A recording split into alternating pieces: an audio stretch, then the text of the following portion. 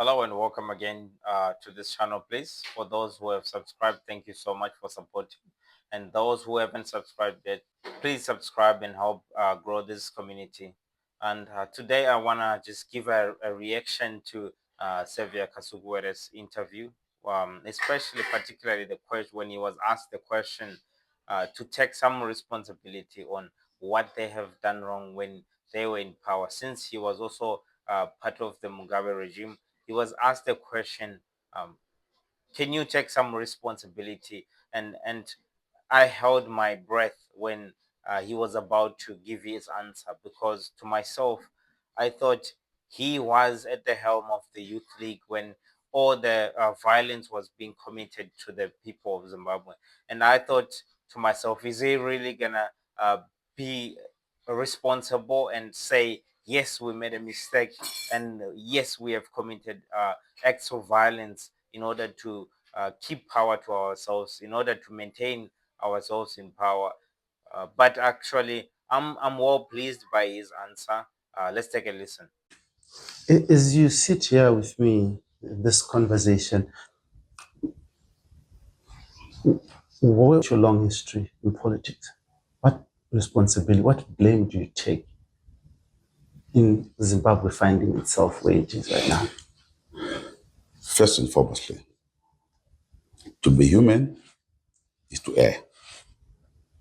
There are lots of mistakes. We take full responsibility for many mistakes that we have committed, commissions of error, commissions that I did maybe deliberately or not.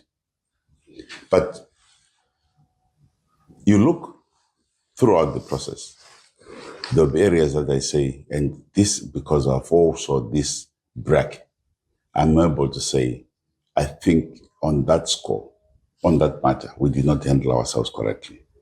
But we could have improved on that angle, and this is what should not be done. Some of the things that we must accept collectively, the use of violence as a way of resolving issues in our country. We allowed and did not do much to stop violence in our country. Highly regrettable, and should not be the way a country runs. We also allowed for a generational breakdown in terms of discourse. Perhaps as we age towards 2017, there are some unfortunate statements that we uttered or were uttered collectively that could have unsettled relations with others. Again, those were mistakes. So collectively, as a party, the question of corruption, the economic decay in our country, these are matters that could have been handled much differently and not allowed to fester. The party has tended to protect people who should not really be protected. Many people would not want to hear from people like him, but I beg to differ. If we want to have mature politics and sanitize our politics, we have to speak to whoever, regardless of what their affiliation is. We need to move away from the politics of hate and hating each other because this one is opposition, this one is in the ruling parties or whatever.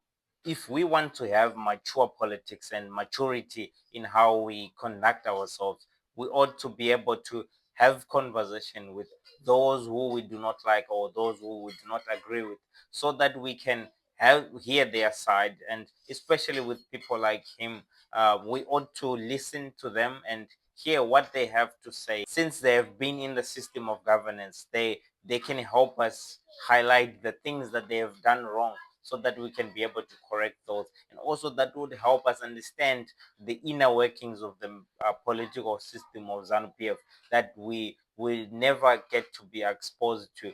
So he has a very important role to play. I wish to have conversations with people like him, and even the Jonathan Moyos.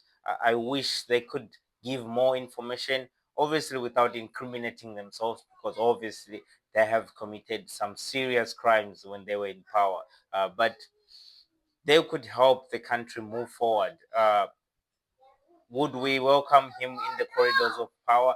I don't think so. I don't think anybody would have enough trust in the fact that even if they claim that they want to reform themselves and transform themselves, but I do not uh, think we should trust them with power.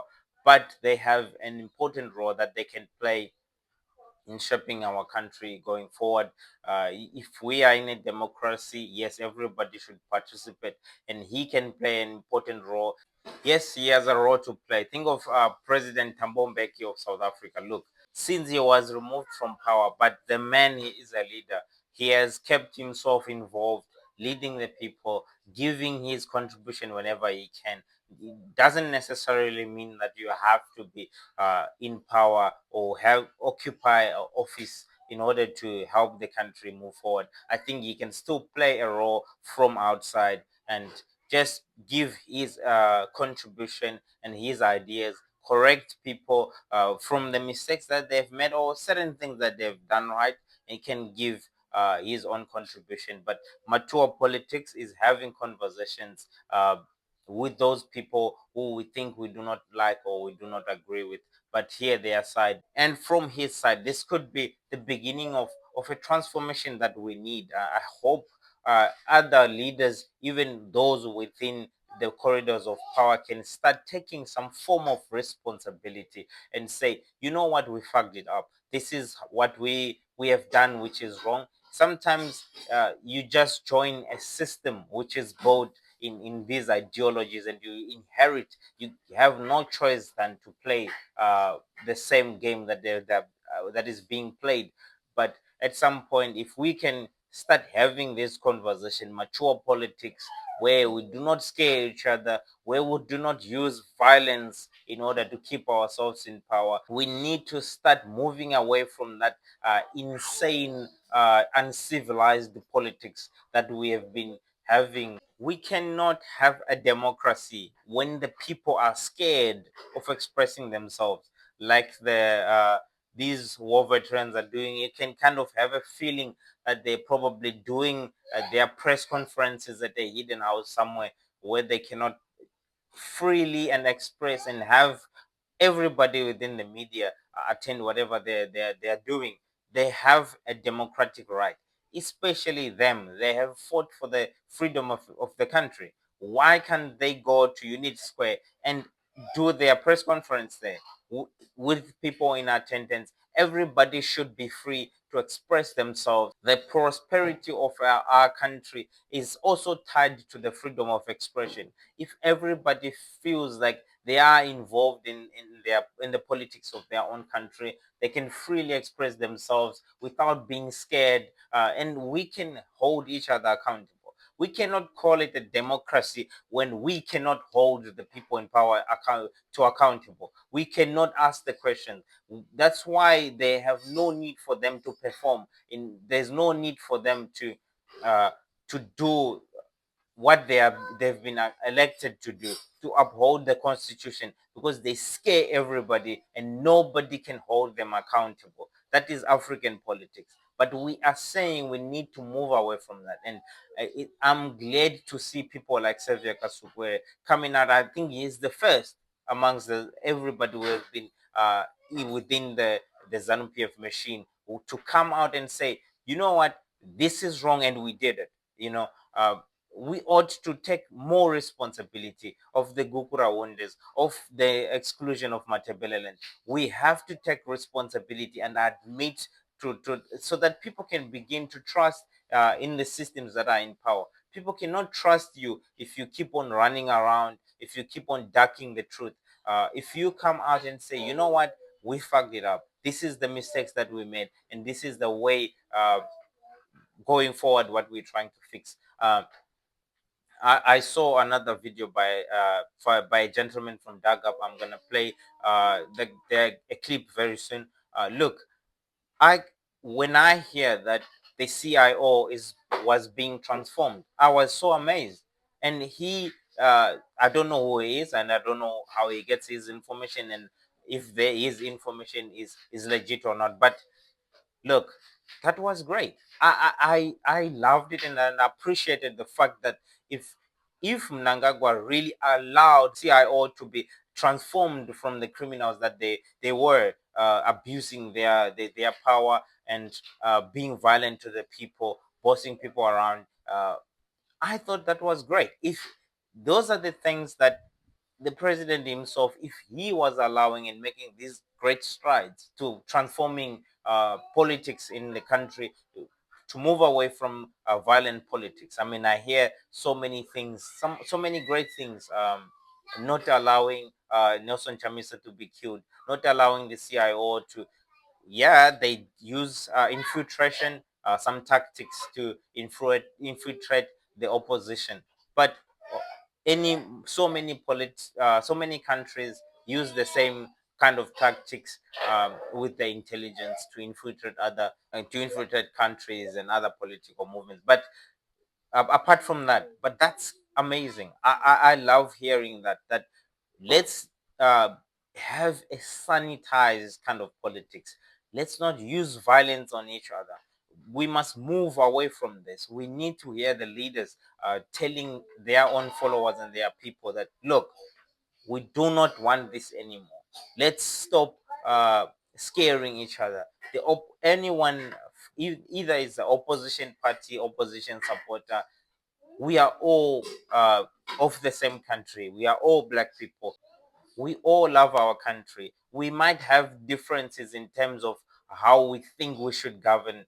So let's everybody have a voice. Let's not attack each other. Let's not scare each other. Let's sanitize our politics. Let's civilize our politics. That's old, outdated politics, where we keep on fighting and committing acts of violence towards each other. He brings these people in, he nullifies them, he builds intelligence, and he starts to act. And Mnangagwa sees that and thinks this could be one way to reform the CIO slowly. And that is why when Mnangagwa gets into power, he brings in Isaac Moyo. And he brings in Isaac Moyo and he wants him to do one version of intelligence, which is do what you did in South. I want you to do it in Harare. What was that? And that was reform the CIO and create a CIO that is different from the one that saved Mugabe. Not different in terms of interest, but different in terms of operations and its operational capacity. Isaac starts to do that. He's a man, he's a giant in intelligence. He believes in intelligence, he doesn't believe in violence. He starts to push the agenda of infiltration. And we see that with Mwanzora, we see that with Chabangu. That is the CIO at work, playing for, and that's Isaac Moyo for you. Infiltrate, no violence. In fact, when he gets to the CIO, he implements quite a lot of changes. Some of the changes that he brings in, which are, first, he says officers must justify the use of force. So a member of the CIO cannot even slap a civilian without having to write a report about why he did that. He can't pull out his service weapon, he can't intimidate anyone. In fact, he even bans CIO officers from leaving the headquarters with their IDs. Now, under Mugabe's time, that was the thing. CIO people put flash IDs. CIO is insecurity, that kind of thing. Isaac bans all of that, and he believes in infiltration. And for the most part, you'd say from an intelligence perspective, the argument of those that support him and himself is that this works. On the CIO, there's only one thing that I do not agree. The fact that they are still meddling in the politics. They are supposed to protect the president's well-being. Yes, I agree with that. They're supposed to gather intelligence and make sure they deal with the threat to the president's well-being, not to his political interests. That's not right. Okay, at the end of the day, that's incorrect. They are not a function of the Zanu PF. They are a function of the state security. They are supposed to protect national interest and the well-being of the president and the rest of their mandate, but not for his political interest, because that's unfair. If we have if they are getting their budget from the state, and then they use those resources to further Zanu PF's political interest, that's absolutely wrong, because that's unfair advantage towards the opposition, because the opposition is only getting their budget from the state as a political party. But in also same as Zanu PF, why would they also utilize arms of government to protect their national interests, their political interests? That's incorrect, and we should not have something like that. But I'm so glad to hear that some strides are being made in order to move away from the politics of violence and civilize the stupid politics of being violent towards each other. We are people of the same country. We should respect human rights. So someone would like seriously argue, and you can push back as you want, but some would say Zimbabwe is a way lot better, because if you look at the violent elections that happened in 2008, people lost their lives. And you, as Saviour Kasukuwere, you had so much power at that time in Zanu PF. And you watched all these things happening. Why would anyone listening to you right now take you serious? First and foremost, blessed, the true story of 2008 has not been told. Who did what? And what was the design? Let's tell it. Well, that's what I'm saying. The true story has not been told.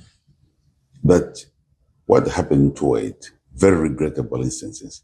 And I have said before that we need a Truth and Reconciliation Commission at some point to deal with the pains that our people have gone through, all the way from 80s to the 2008. There are still so many other instances in between, the Zamaras of this world and so forth.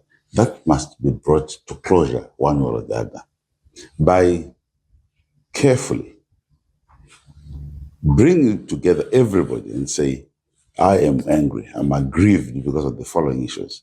Can I have some clarity on what happened? Can those who did what, just tell us what they did? Because we have tended to ascribe the responsibility at times to the wrong people. But what must be accepted is that a lot of things have gone wrong in our country, and it is exactly that we must correct. But you were in the inside, and you have the ability to share insights with us. Who was responsible for the beatings, for the hurt that people of Zimbabwe suffered in 2008? Not only in 2008. You see, I think it is Tendai Biti who said our country has had a violent DNA for too long a time. Even the dispossession of the land in the early 18th century, 18th century, the struggle for independence, all that stuff, it has created this DNA in Zimbabwe, which you and I are now talking about. Just 2008 is a period, but there have been so many incidences in the past and even instances after 2008, which are of major national concern. What I would not want to beat about the bush here is to accept that there is a lot that has happened, but this we need to confront and bury that ghost once and for all. Mnangagwa is not killing people, is he? But Mnangagwa has been the architect of most of the violence in our country. And you know that. You can't be, you don't want to come here and tell me that you don't know. But Mnangagwa has been at the center. Just go and read the reports of what's been happening in the gold mines in Kwekwe.